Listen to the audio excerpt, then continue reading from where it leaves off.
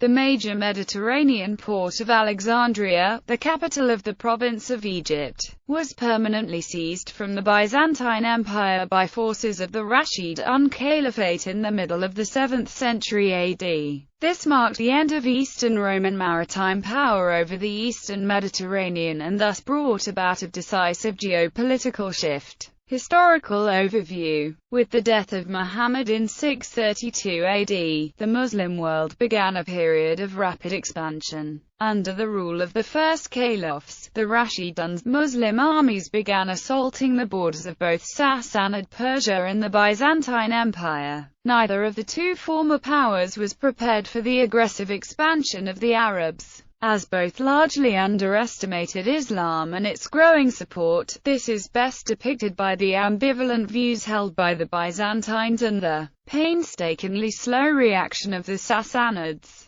After smashing both the Byzantines at Yarmouk and the Persians at Qadisiyah, Muslim expansion set its sights south towards the rich provinces of Byzantine Africa. Following Muslim conquest, the local populace and political infrastructure was left largely intact, albeit under Muslim control. Some groups were persecuted, namely anyone deemed to be pagan or an idolater. The Library of Alexandria was also destroyed, although blame for its destruction is disputed. The Muslim people were tolerant of the Jews and Christians of captured regions. Many rose to positions of relative power and affluence in the new cities like Baghdad. This led to a stable and smooth-running empire. The only major difference in treatment between Muslims and non-Muslims was the taxation system. Non-believers were obligated to pay a higher tax to the local government, called the jizya, while Muslims had to pay a zakat. Byzantine Alexandria. The rulers of Alexandria before the arrival of Islam were the Byzantines. A heavily trafficked port city, Alexandria was crucial to maintaining imperial control over the region. Based on its large Greco-Egyptian population and economic importance, the population of Alexandria was heavily influenced by both the cultural and religious views of their Eastern Roman Empire rulers. Nevertheless, the majority of the population spoke Coptic, rather than Latin or Greek. Thus, the main agents of cultural diffusion at the time of the arrival of Islam were the Coptic Christians. The Byzantines relied on Egypt as the main center of food production for wheat and other foodstuffs. Alexandria also functioned as one of Byzantium's primary army and naval bases, as there was normally a significant imperial garrison stationed in the city. Though with the loss of Jerusalem in 638, much of Byzantine attention was drawn towards strengthening their hold on the frontier, chiefly in Anatolia and Egypt. Even though they would be able to successfully hold Asia Minor and retain it as an imperial base province, as time went on, Egypt became increasingly difficult to defend. Muslim conquest of Egypt. In 634, the Muslim leader Umar ascended to the role of caliph and inherited a heterogeneous and rapidly expanding Islamic empire. Throughout the early 640s, he set his sights on the economically desirable province of Egypt and its capital city of Alexandria. The Muslim invasion of Egypt was led by the commander Amr ibn al-Asi, who commanded a force larger than any army that the Byzantines could field at the time. As a result of their crushing defeat at Yarmouk 4 years earlier, the original attempts by the Arab forces were not directed solely towards Alexandria, but rather at removing the Byzantine fortress of Babylon on the Nile Delta. The destruction of the Byzantine military power at the ensuing Battle of Heliopolis, also known as Ain Shams, in the summer of 640 and the victory over the Byzantine defenders at Babylon effectively broke Byzantine power in Egypt. Fall of Alexandria and aftermath. Following the destruction of the Byzantine forces at Heliopolis, the city of Alexandria was left virtually defenseless, and it is likely that only a fraction of provincial forces remained garrisoned in the city itself. Though the Byzantines were unable to field an effective force, Alexandria's substantial fortifications, especially wall-mounted artillery, proved to be valuable assets and were adequate in keeping the Muslim attackers from mounting large attacks. However, on November 8, 641, after a 14-month siege, Byzantine officials at last capitulated to Amra, turning the city over to Muslim hands. The impact of such a major event as the loss of Alexandria to Muslim forces was felt throughout the Mediterranean world. The decrease in the annual grain shipments from Egypt struck a decisive blow to the Byzantine economy. Besides the simple fact of fewer available resources, the empire lost untold thousands in taxes from the grain merchants now traveling southward towards Damascus and Alexandria. In such a weakened condition, the empire was barely able to bail itself out financially and, in some instances, had to resort to piracy. In some cases attacking merchant ships and requisitioning the cargo before distributing it to Byzantine or allied ports. Historically, Alexandria had provided Byzantium with a steady income of both money and luxury items, though some scholars speculate that the imposition of especially high taxes in the final decades of Byzantine rule may have been a considerable factor in causing a sizable amount of the city's population to defect from Byzantine stewardship to side with the Muslim invaders. Byzantine counter-attack. There were several Byzantine attempts to retake Alexandria, though none of these were successful for a sustained period of time. Byzantine forces were able to briefly regain control of the city in 645. Arab chroniclers tell of a massive fleet and army sent by the Byzantines with the goal of retaking Alexandria. The imperial forces were led by a lower-ranking imperial official named Manuel. After entering the city without facing much resistance,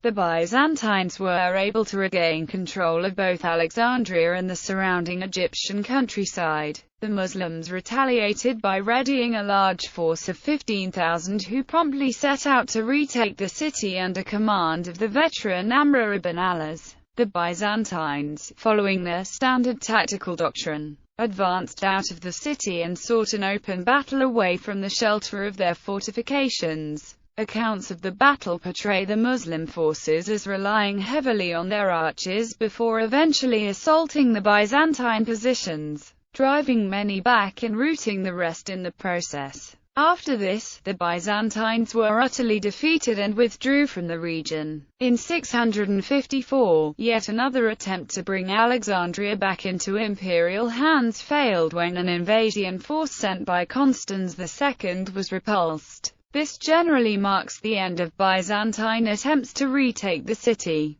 Life under Islamic rule. Once subdued, the native population of Alexandria was remarkably receptive toward the rule of their Islamic governors. In regards to the treatment of the native population, many sources point out visible persecution towards the native Coptic Christian population in Alexandria. A religious tax was imposed on any Dhimmish Egyptian. The protection of the Dhimmish was guaranteed in return for a payment of jalaa of supposedly fixed taxes, which were embodied in the terms of the capitulation, at 2 dinars per adult male, and an additional kharaj payable by those possessing land in the provinces. In addition, the protected population was required to provide a measure of clothing and hospitality to any itinerant Muslim. This description is vague enough to cover the innumerable variations of interpretation offered by Arab chroniclers, jurists, and writers on taxation, to say nothing of many of their modern successes concerning the imposition of these taxes. Much of this confused material reflects the theoretical variations of a later date.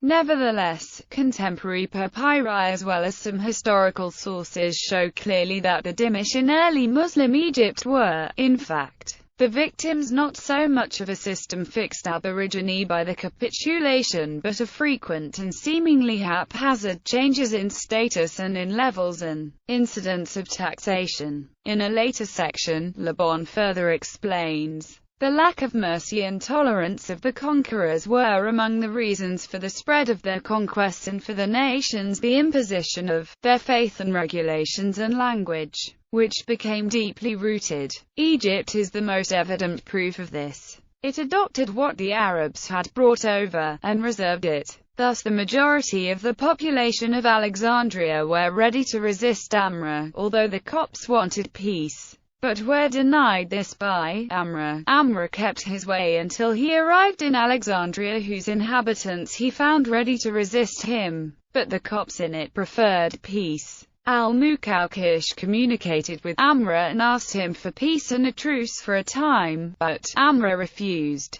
Al-Muqawqish then ordered that the women stand on the wall with their faces turned towards the city, and that the men stand armed, with their faces towards the Muslims, thus hoping to scare them. Amrah sent word, saying, "We see what you have done. It was not by mere numbers that we conquered those we have conquered. We have met your king Heraclius, and there befell him what has befallen him." Hearing this, Al-Muqawqish said to his followers, "These people are telling the truth. They have chased our king from his kingdom as far as Constantinople. It is much more preferable, therefore, that we submit." His followers, however, spoke harshly to him and insisted on fighting. The Muslims fought fiercely against him and invested him for 3 months. At last, Amrah reduced the city by the sword and plundered all that was in it, sparing its inhabitants, of whom none was killed or taken captive. He reduced him to the position of Dimishq like the people of Aliana. He communicated the news of the victory to Umar through Muawiyah ibn Hudayd al-Kandai and sent with him the 5th. And when Amrah saw the patriarch, he received him with respect, and said to his companions and private friends,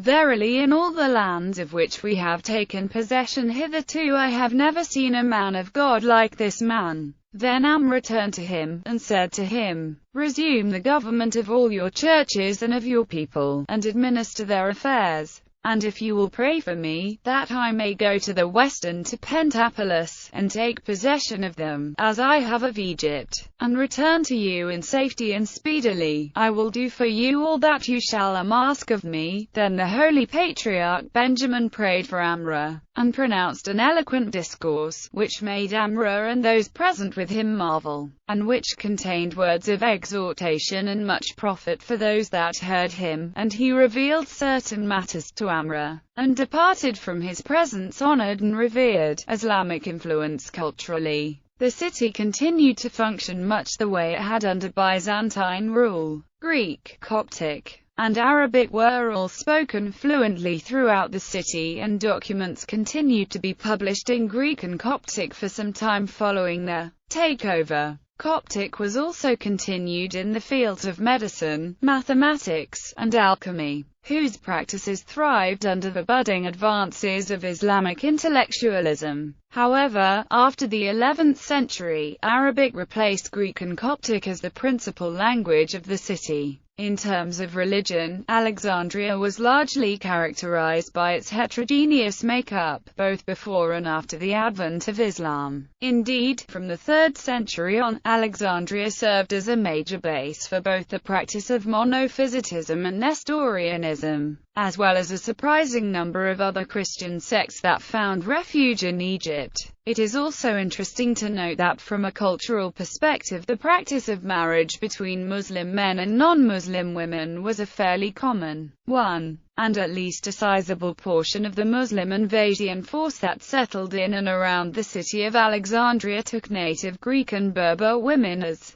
their brides, as this was typically discouraged by the Ummah and prohibited by the reigning Caliph Umar. This gives credence to the Islamic State's desire to respect the lives of the local population rather than act as agents of disorder. The fall of Alexandria and the acquisition of the Byzantine Empire's oriental provinces of Egypt and Syria are generally seen as a critical step towards the culmination of uniquely Islamic identity. The importance of Alexandria as the staging point for future conquests and economic purposes should not be dismissed. It is accurate then to say that the loss of these provinces paved the way for the future Muslim conquest of the Byzantine Exarchate of Africa, which included key cities such as Cyrenaica, Tripoli, and Kairouan. Thus, the fall of Alexandria accentuated a clearly defined geopolitical shift in influence from the regions of interior Arabia to those of the Mediterranean, and in the ensuing centuries, the significance of these conquests would allow Egypt to become the seat of dominant Muslim law.